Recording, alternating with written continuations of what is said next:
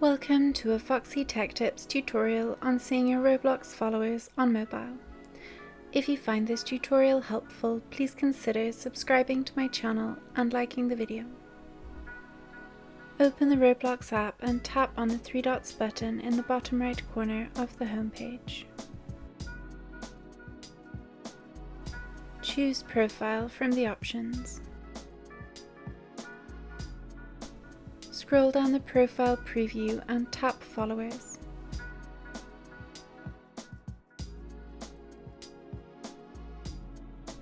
Here you can see a list of your Roblox followers.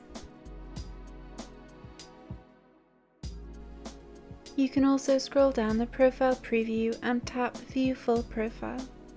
Then from the top of your profile page, tap on the number to the left of followers, below your name, to see your follower list. And that draws an end to this tutorial. Please like the video if you found it helpful, and subscribe to Foxy Tech Tips for more Roblox tips and tricks.